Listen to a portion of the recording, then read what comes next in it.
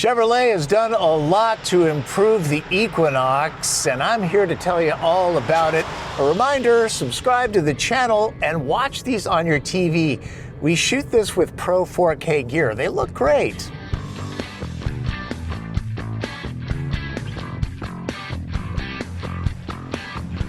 Equinox is a big deal at Chevy. After pickups, it's the Bowtie brand's best-selling vehicle. The third generation was becoming long in the tooth. Generation 4 here is a major reset. Looking like Big Brother Traverse left in the dryer too long, its visual is as rugged as the outgoing model was generic. It does battle in the fiercest segment. Competitors are Toyota RAV4, Honda CR-V, Nissan Rogue, Subaru Forester, Hyundai Tucson, and Kia Sportage, plus Ford Escape and Bronco Sport. Let me clear up any confusion. There are two completely different Equinox models in the Chevy lineup now. I've already profiled the EV, which is built on a dedicated electric vehicle platform called Ultium. This is strictly internal combustion, and the two don't look anything alike.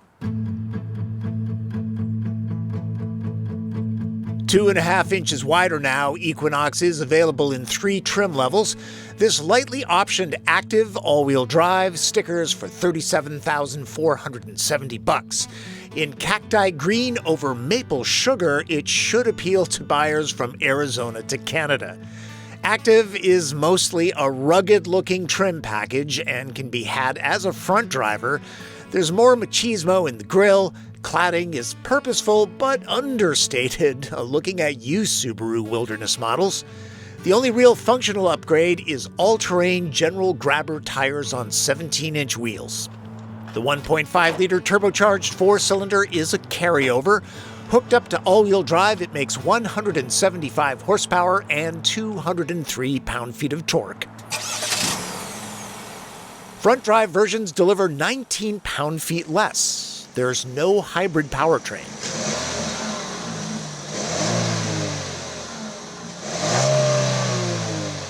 So you know, the front-wheel drive Equinox gets a continuously variable transmission. All-wheel drive, motors with an 8-speed gearbox.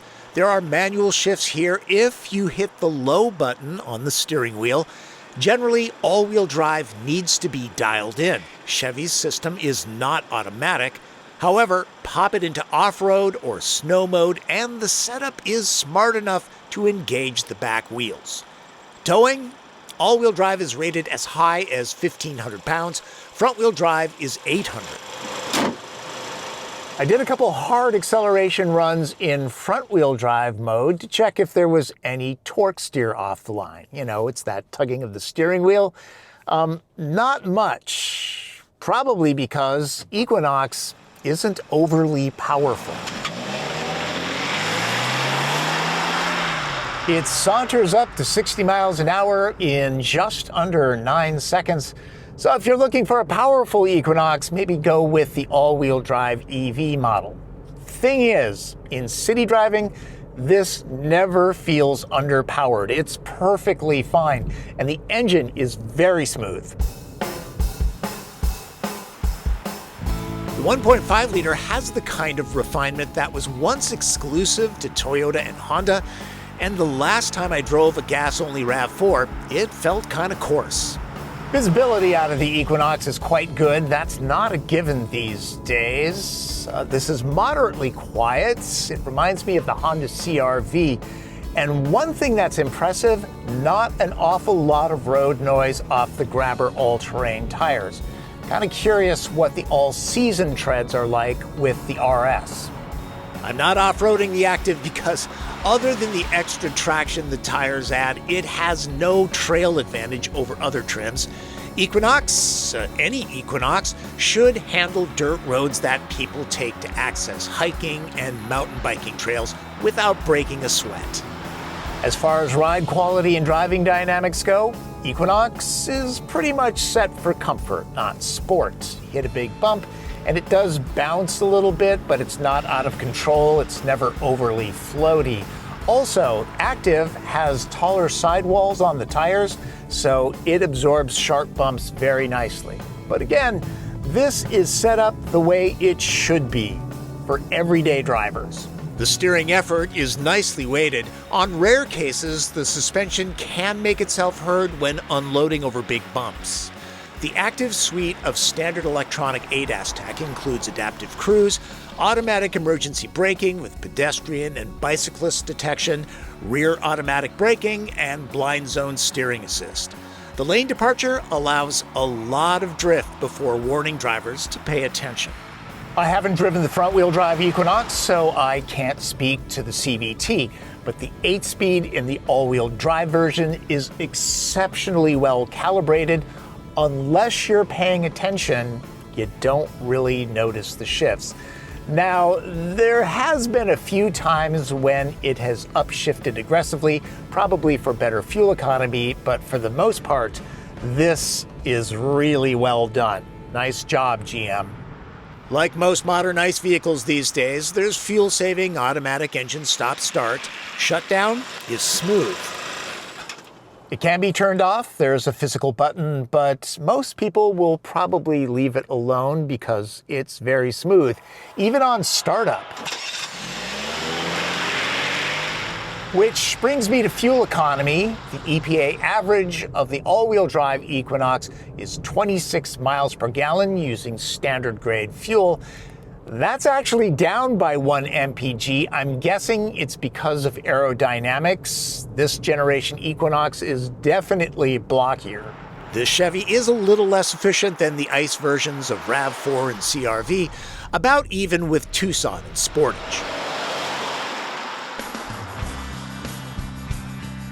Either the General Motors accountants are less stingy or Chevy hired a new interior decorator.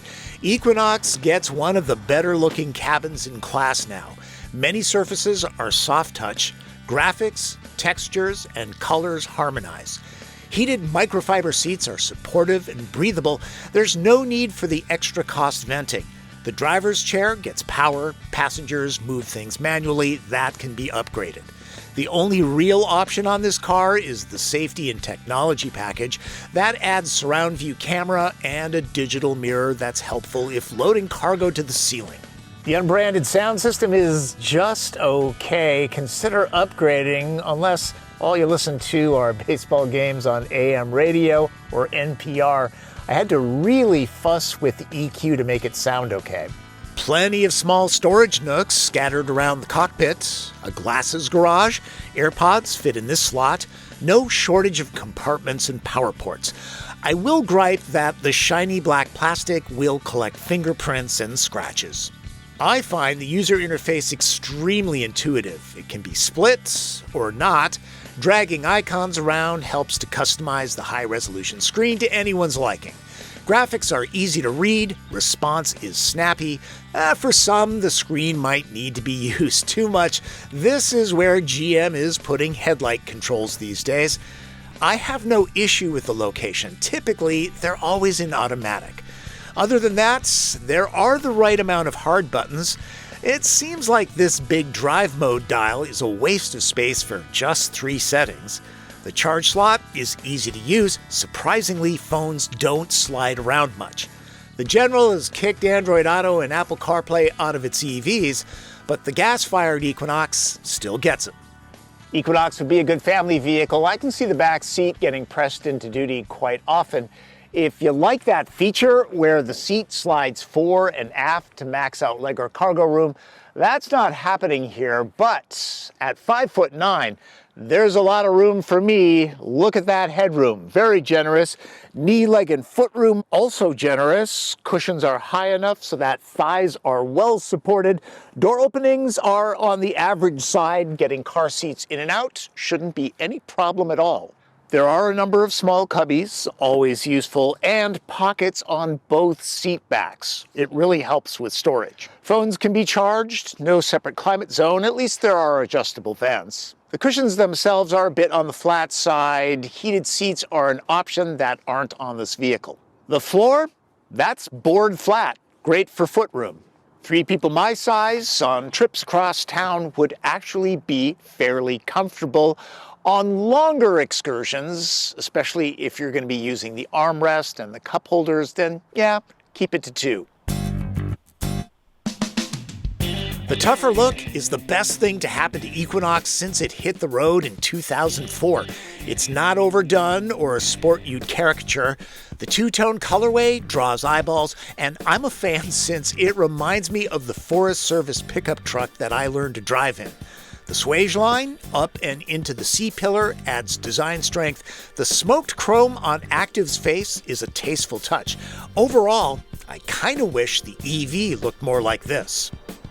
Equinox does not have a kick-to-open tailgate. Instead, it's the kind where you just stand by the back for a second with the fob in your pocket or purse, and it's automatic. Great when you're clumsy, like me. Storage under the floor?